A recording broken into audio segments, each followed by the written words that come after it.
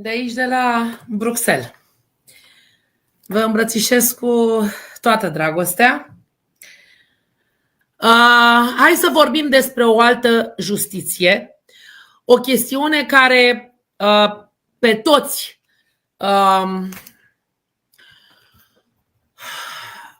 ne-a umplut sufletul de indignare. Suntem indignați de ceea ce s-a întâmplat la meciul dintre Bosnia-Herzegovina și România.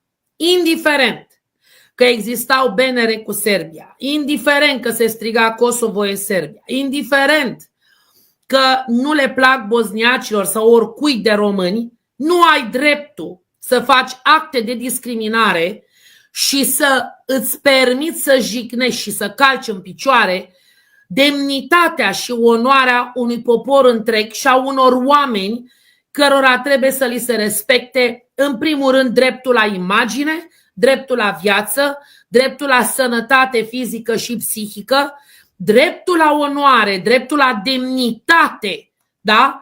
Ori nu poți. În primul rând au făcut două discriminări într-una, folosind termenul de țigani, i-a jignit și pe țigani, transformând acest termen într-un termen peiorativ pe care l-au adresat românilor și, evident, poporului român. Mai mult, actele mizerabile de bătaie, înjosirea, faptul că nu i-au lăsat să intre pe teren. Deci vreau să știu și eu, pentru ce doar Diana Șoșoacă și partidul SOS România au luat atitudine în această situație? Nu sunt mai mulți politicieni? Bun.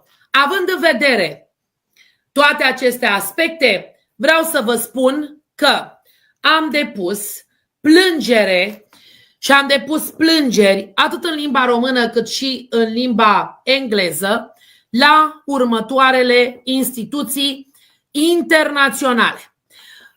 Comisia Europeană împotriva rasismului și intoleranței de la Consiliul Europei. Imediat vi le spun pe toate, una după alta.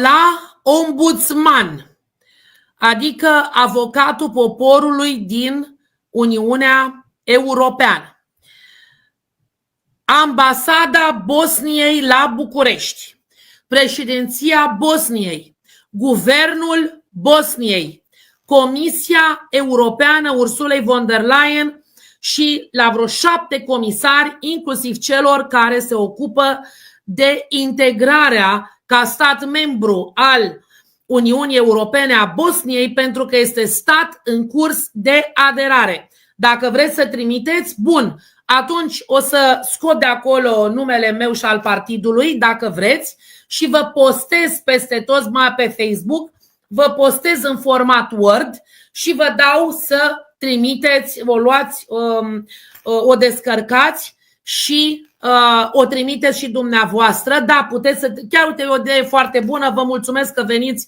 în sprijinul, nu al meu și al nostru, al tuturor. Bravo, bravo vouă. Hai că mi s-a făcut pielea găină. Ok.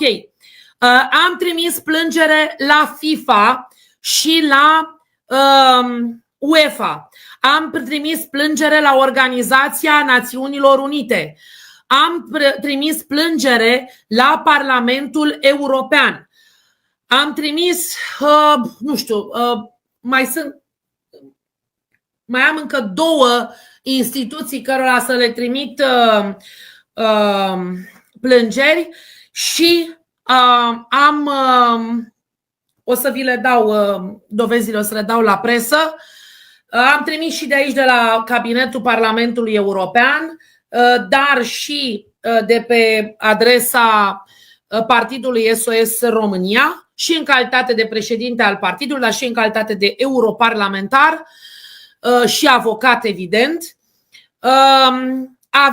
Am primit numere de înregistrare de la toate aceste instituții și am cerut audiență acestor instituții. Mai mult decât atât, am cerut Comisiei Europene și Parlamentului European să înceteze procedurile de aderare a Bosniei-Herzegovinei la Uniunea Europeană, având în vedere mizeria de tratament pe care au aplicat-o României și românilor. Voi apăra întotdeauna românii, indiferent de unde sunt, din ce clasă, de mijloc, de jos, de sus, nu există. Pentru mine toți sunteți egali și suntem egali în fața legii. Pentru mine, oamenii aceștia care fac un efort extraordinar, eu care am fost sportivă de performanță și am jucat și fotbal vreo 4 ani când eram mică, băiatul meu este fotbalist profesionist, cum aș putea să nu iau în considerare și să nu apăr suporterii, mai ales a echipei naționale în această situație care ei se duc amărâți, vai de capul lor, că n-au bani, se duc ba cu autocarul, ba cei care au acolo, prind un zbor ieftin, se duc pe banii lor, pe timpul lor și mai au și bătaie și înjurături, sunt scuipați, iar nimeni nu ia atitudine. Președintele României, unde ești, Nicușoare, scoți mucii din nas? Unde ești, Bolojane? Îți epilezi astea sprâncenele? Dar unde sunteți voi, parlamentarii? Unde sunt partidele politice? Unde sunteți voi, președinții de partide politice? Unde sunteți voi, europarlamentarii? Unde este ambasada României din Bosnia-Herzegovina? Unde sunteți voi, toți cei care, toate ONG-urile care apar? Unde este lumea sportului? Ăsta, cum îl cheamă pe ăsta de la Federația Română, cu B, ziceți-mi că nu mai știu cum îl cheamă. Hai, dați-mi cum îl cheamă pe președintele de la Federația Română. Ăsta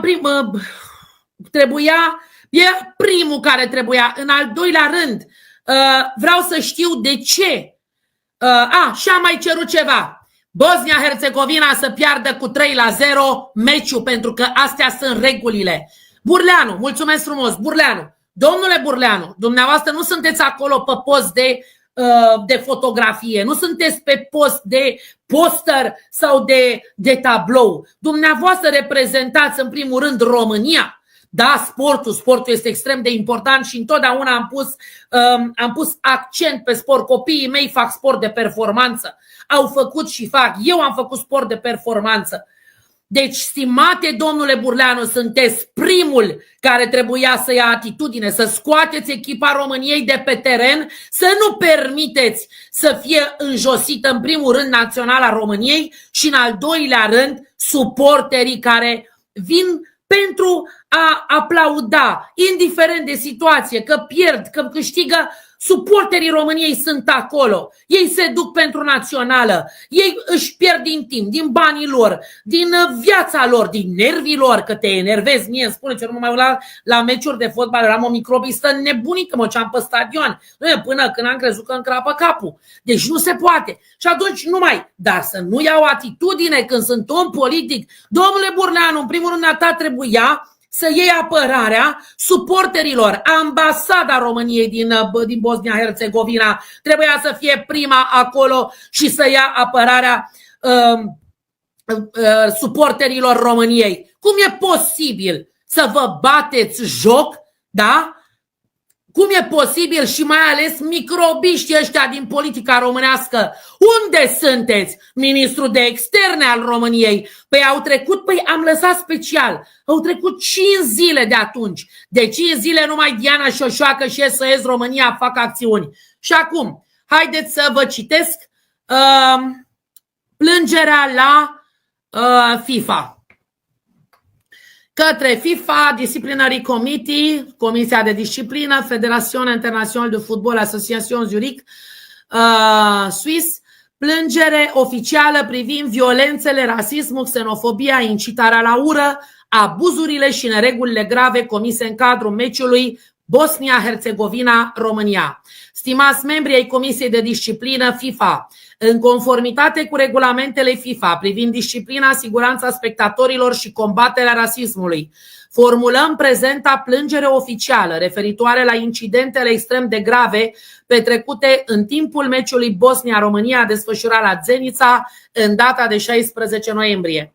Evenimentele din jurul acestui meci reprezintă încălcări evidente și documentate ale FIFA Disciplinary Code 2024, în special articolele 13, 15, 16, 17. FIFA Stadium Safety and Security Regulations. FIFA Zero Tolerance Policy on Racism and Discrimination. FIFA Human Rights Policy. Conform probelor video, mărturiilor suportelor români, declarațiilor jurnaliștilor și relatărilor mass media internaționale, au avut loc următoarele fapte. 1. Violențe fizice exercitate asupra suporterilor români, agresiuni comise de forțele de ordine locale, inclusiv lovituri, împingeri, imobilizări brutale, suporteri români răniți, echimoze, traumatisme, sânge, controale discriminatorii, abuzive, tratamente degradante. Încălcări FIFA, art. 16 alineatul 2, art. 17, failure to ensure safety and protection. 2. Rasism, xenofobie și incitare la ură, scandări rasiste repetitive, țiganii adresate românilor, huiduirea imnului național al României, mesaje ostile legate de Serbia cu tentă istoric etnică generatoare de ură. Încălcări FIFA, art. 13 Discrimination and Racism Mandatory Strict Sanctions, art. 16 Offensive Behavior. 3. Securitate insuficientă și comportament ostil al organizatorilor, lipsa totală de protecție pentru suporterii vizitatori, incapacitate și sau refuzul autorităților bosniace de a asigura securitatea perimetrului, manipulări ale fluxului de acces și evacuare. Încălcări FIFA, Stadium Safety Regulations, articolul 16, Organizational Failures. 4. Atacuri la adresa presei și sabotaj tehnic, microfoane tăiate sau restricționate în mod suspect. Comentatorii și jurnaliștii români au fost intimidați, hărțuiți și împiedicați să-și exercite atribuțiile. Încălcări FIFA, Human Rights Policy, Freedom of Media and Information, articolul 16, Obstruction. 5. Prejudicii grave asupra imaginii fotbalului internațional. Atmosfera creată la Zenica contravine total principiilor de fair play, respect, integritate și neutralitate sportivă. 2 secunde.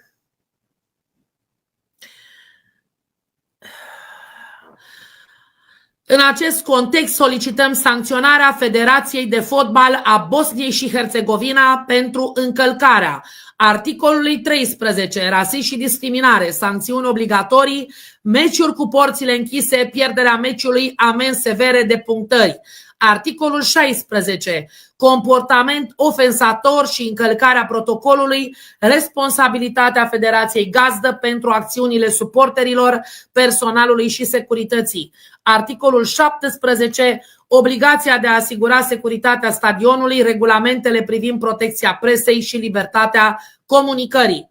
În baza probelor și a normelor FIFA, solicităm 1. Deschiderea unei investigații disciplinare urgente împotriva Federației de Fotbal a Bosniei. 2. Sancționarea Federației de Fotbal a Bosniei, dar fără a se limita la disputarea unuia sau mai multor meciuri fără spectatori, suspendarea parțială sau totală a stadionului din Zenica, amendă financiară consistentă, obligația implementării de programe antirasism, de punctare sau pierderea meciului conform severității faptelor.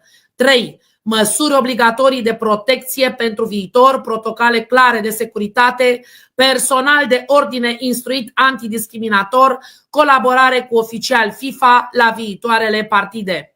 4. Publicarea unui comunicat oficial FIFA prin care se condamnă incidentul și se reafirmă politica zero tolerance față de rasism și violență. Solicităm FIFA să trateze acest caz cu cea mai mare seriozitate și să acționeze exemplar pentru a asigura că astfel de incidente nu se vor mai repeta.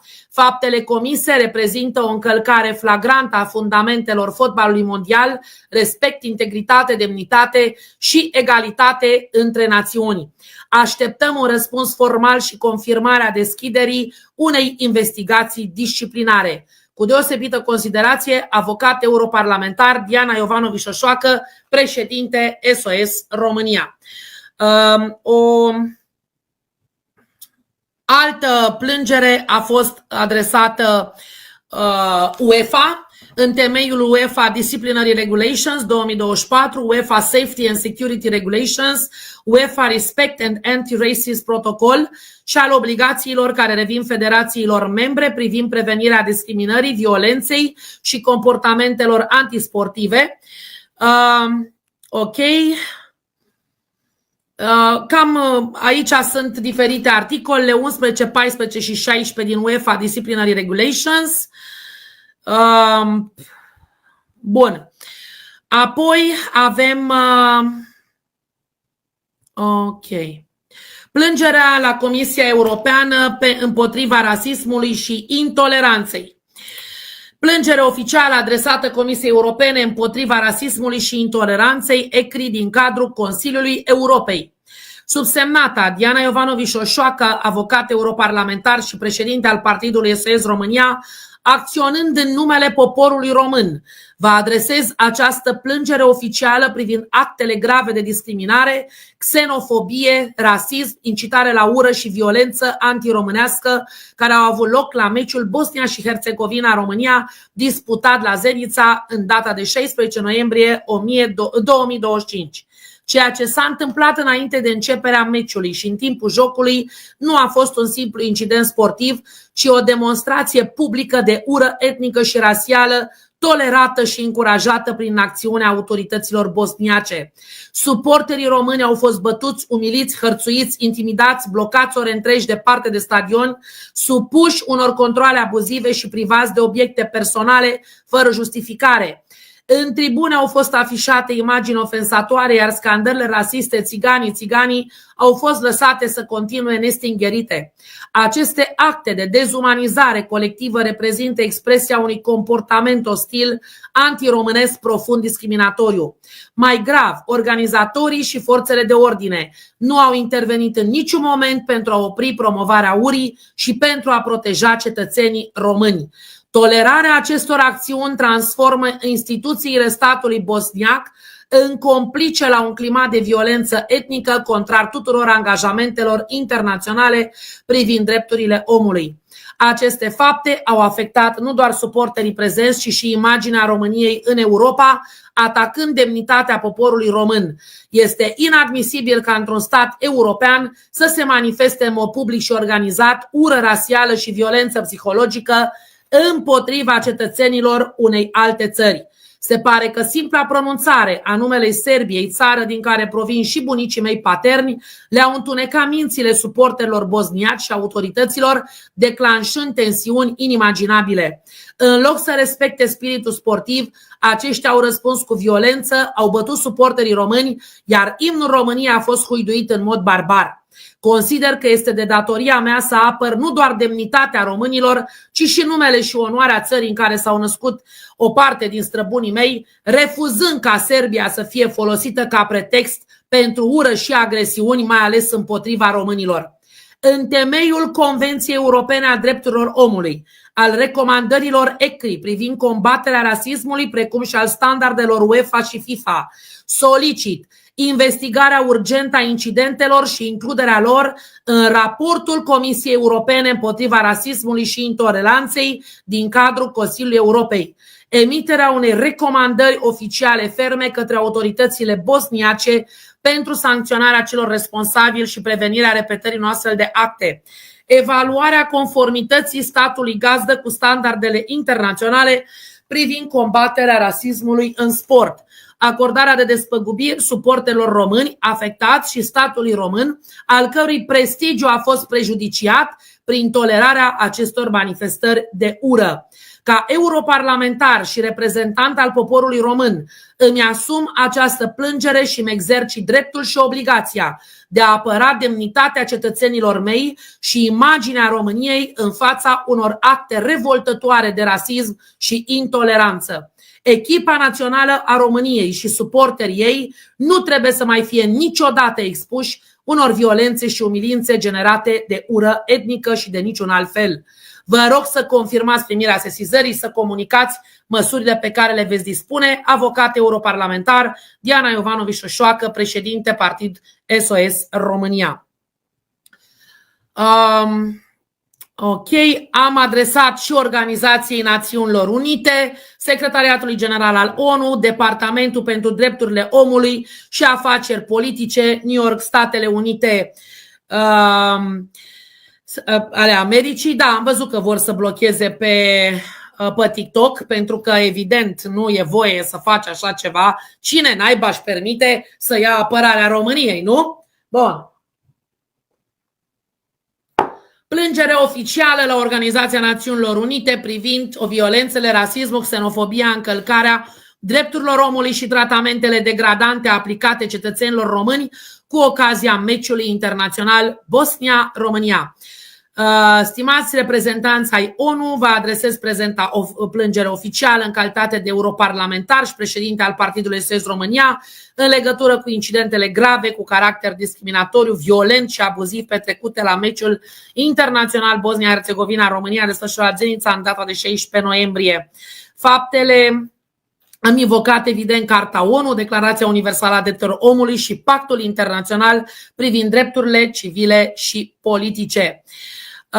Am constatat că tratamentele aplicate, lovituri, imobilizări abuzive, acte de constrângere degradante constituie încălcări ale articolul 5 din Declarația Universală a Drepturilor Omului, care interzic tortura, tratamentele crude și inumane. Bun, am reiterat, nu are rost să vorbesc acum.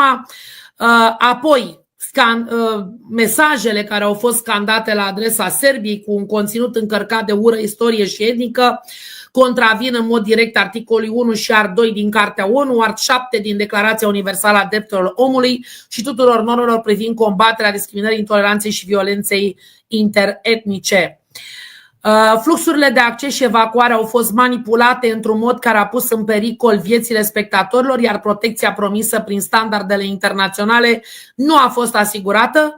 Jurnaliștii români au fost hărțuiți, intimidați și împiedicați să-și exercite misiunea, un act extrem de grav ce încalcă libertatea presei, libertatea de informare și obligațiile statului de a proteja activitatea mass mediei conform Pactului Internațional privind drepturile civile și politice.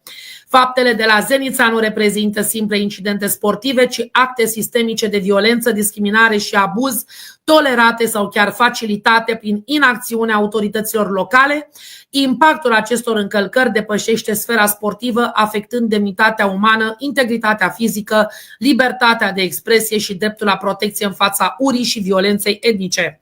Având în vedere gravitatea situației și potențialul său de a alimenta tensiuni regionale, solicit intervenția Organizației Națiunilor Unite prin mecanismele internaționale specifice, incluzând monitorizarea situației, solicitarea de explicații oficiale din partea Bosniei-Herzegovina, recomandări ferme privind prevenirea actelor de discriminare și violență, precum și lansarea unei investigații independente asupra tratamentului la care au fost supuși cetățenii români.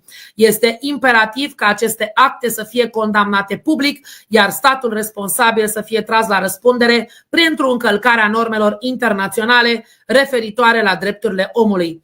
Vă rog să confirmați primirea prezentei plângeri, să comunicați măsurile pe care intenționați să le întreprindeți în acest caz. Consider că Organizația Națiunilor Unite are obligația morală și instituțională de a interveni pentru a preveni repetarea unor astfel de abuzuri și pentru a proteja drepturile fundamentale ale cetățenilor oricărui stat membru. Ok. Și evident, 2 secunde.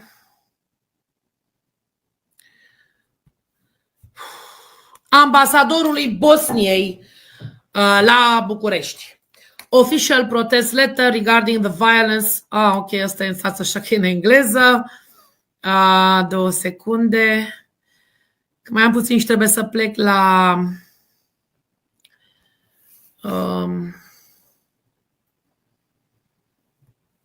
Ok, la aeroport. Vreau să vă citesc scrisoarea către... Deci am trimis către ombudsman, către Comisia Europeană și Parlamentul European.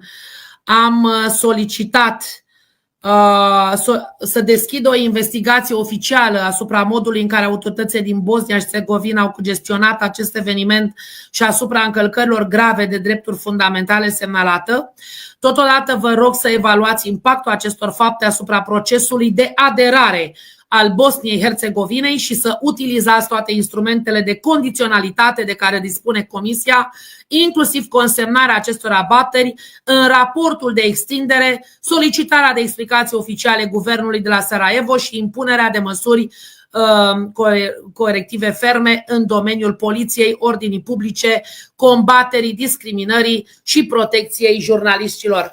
Consider de asemenea necesar ca în dialogul cu autoritățile bosniace Comisia să recomande instituirea unor mecanisme clare de despăgubire pentru cetățenii români agresați sau umiliți, precum și recunoașterea prejudiciului de imagine produs României și Uniunii Europene prin tolerarea acestor excese. Ceea ce s-a întâmplat la Zenica nu este un incident izolat și minor, ci un test de credibilitate pentru angajamentul Bosniei și Herțegovinei față de valorile europene.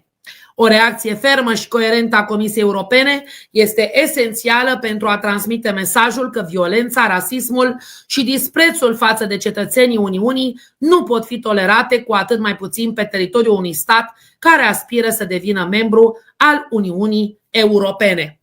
Bun, deci am făcut-o și pe asta. 2 secunde, că am enorm de multe.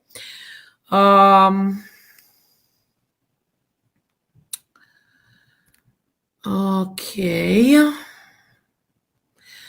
Am trimis și ombudsmanului, avocatului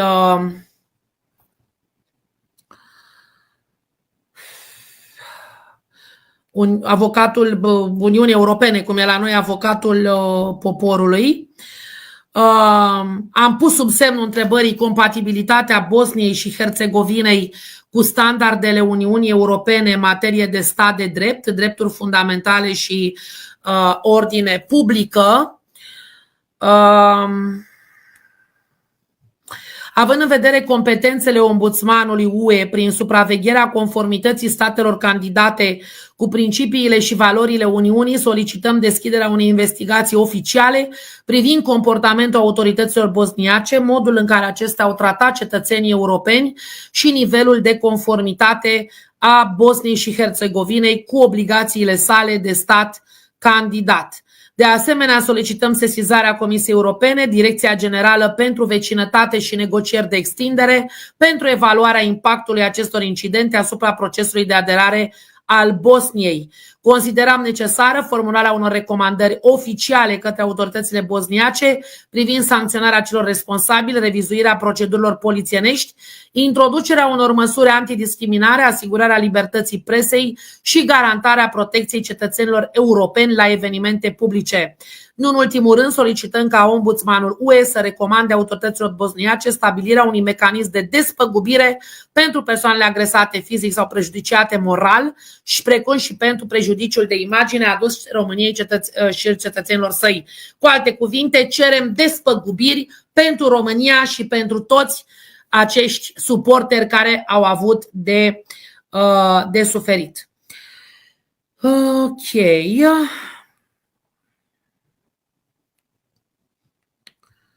Imediat.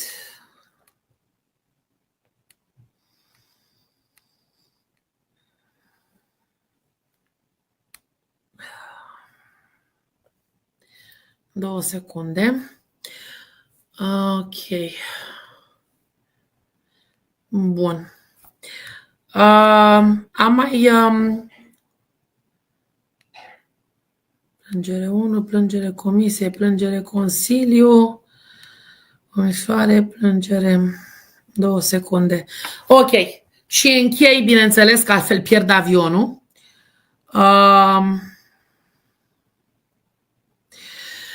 Scrisoarea adresată Ambasadei Bosniei-Herțegovinei la București, președintelui Bosniei-Herțegovinei și guvernului Bosniei-Herțegovinei.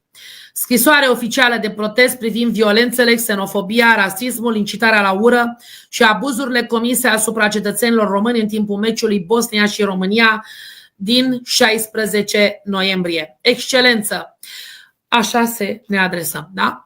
În virtutea relațiilor diplomatice dintre statele noastre și numele cetățenilor români, profund afectați de incidentul recent, adresăm ambasadei Bosniei și Herțegovinei această scrisoare oficială de protest, având ca obiect faptele grave și inadmisibile care au avut loc în timpul meciului disputat la Zenica între reprezentativa Bosniei și echipa națională a României.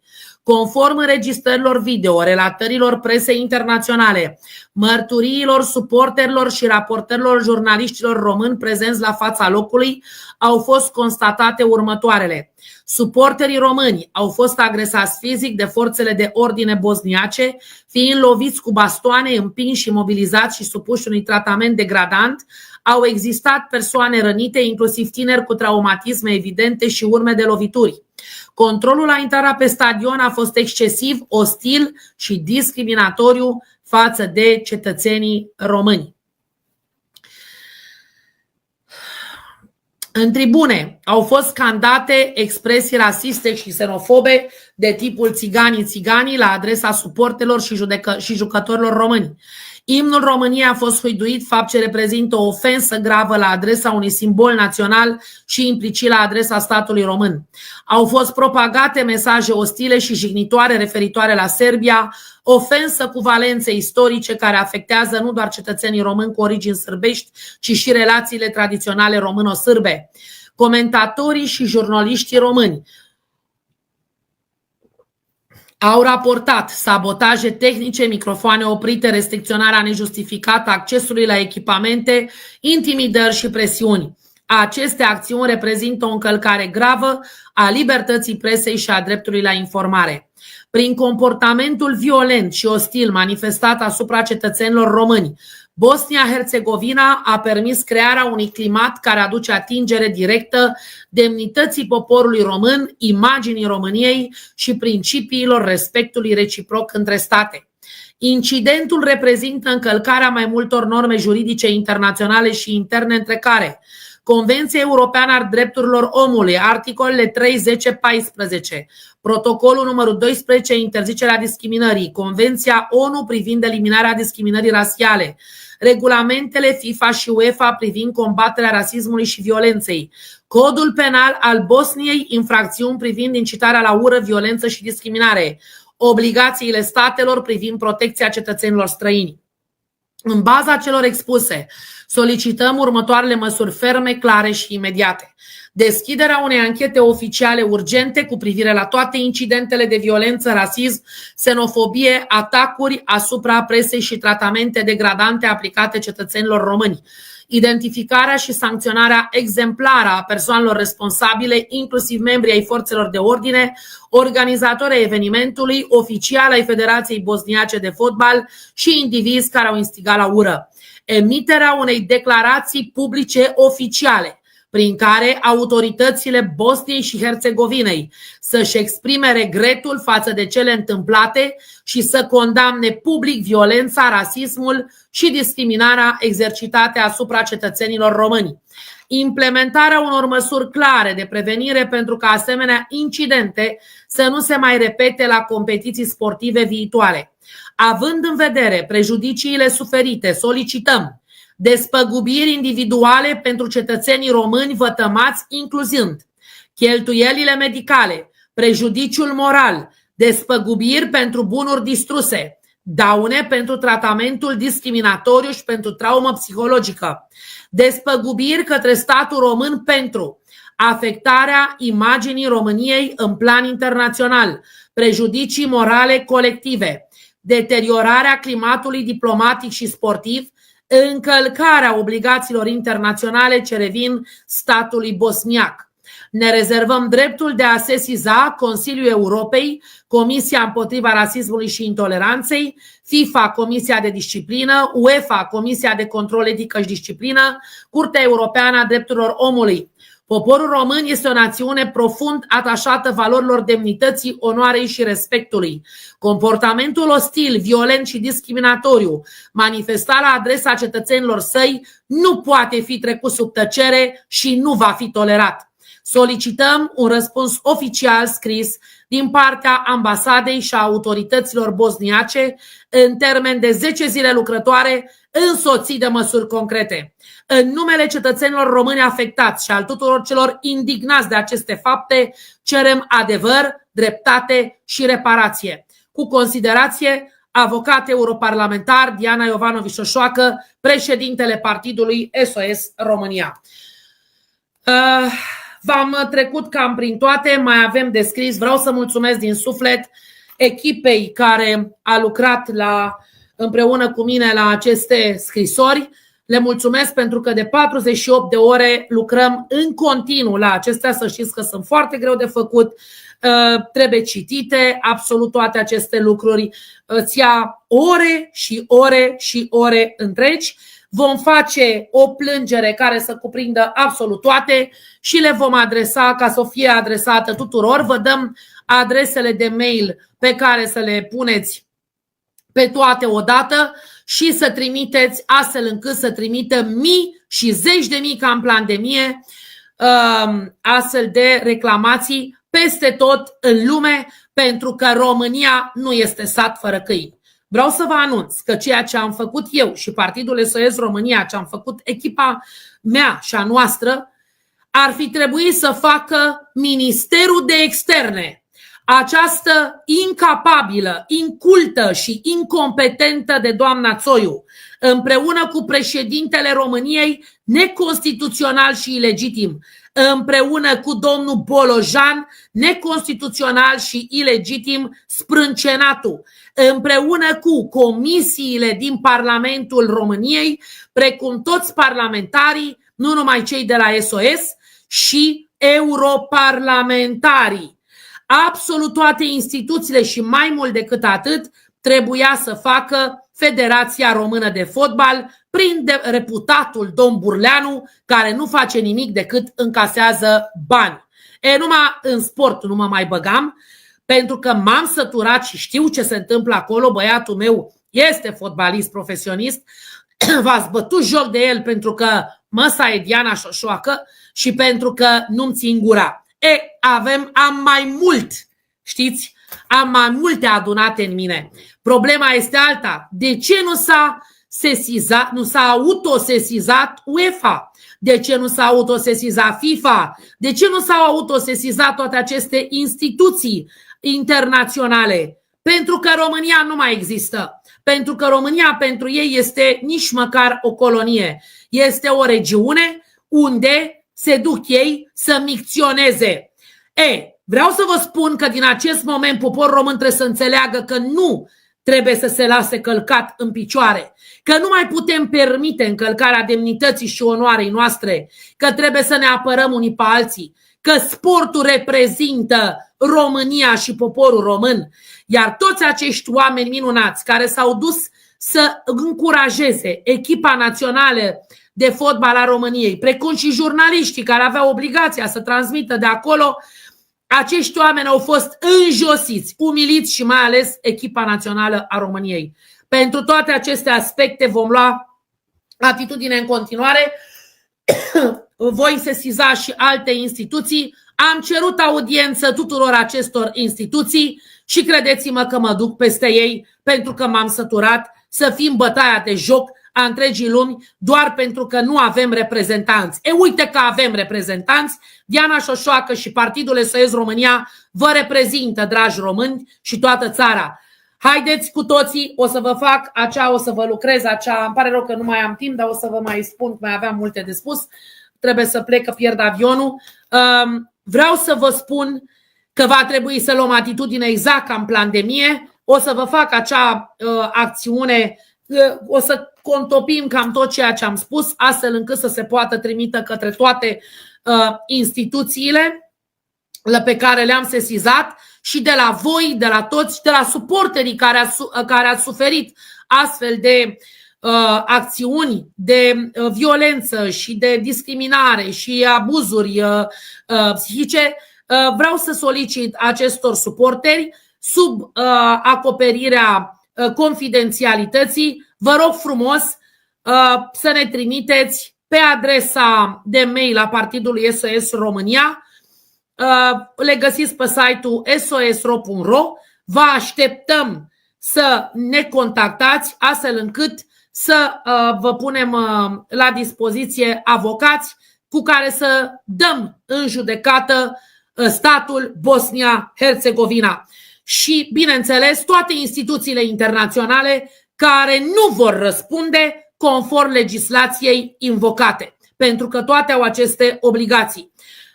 Vă mulțumesc din suflet, o să vă pun la dispoziție pe Facebook, că nu știu cum să pun pe TikTok, o să rog colegii să pună pe TikTok, dar de pe Facebook în general să iau sau poate chiar de pe site-ul sos.ro și să descărcați de acolo plângerea și să o trimiteți, vă dăm toate adresele de mail și să o trimiteți peste tot la nivel internațional.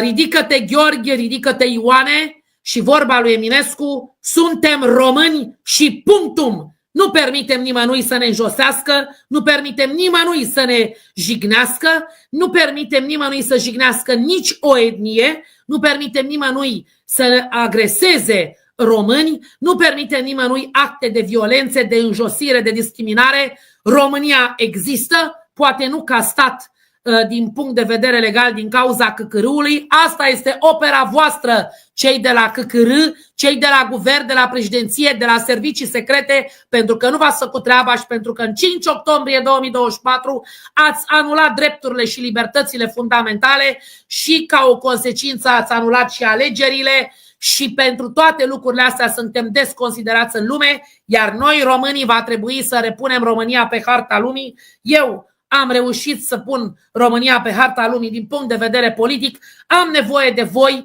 ca cetățeni români să vă exercitați dreptul și libertatea de a fi români, de a fi respectați, de a nu fi umiliți și de a nu accepta acte de agresiune și ca numele de România să nu mai fie luat în derâdere. În ziua respectivă trebuiau 1 milion de români în fața ambasadei Bosniei-Herzegovina din România. Este rușinos, iar noi românii trebuie să învățăm să ieșim în stradă. Ieșiți în stradă! Doamne ajută România!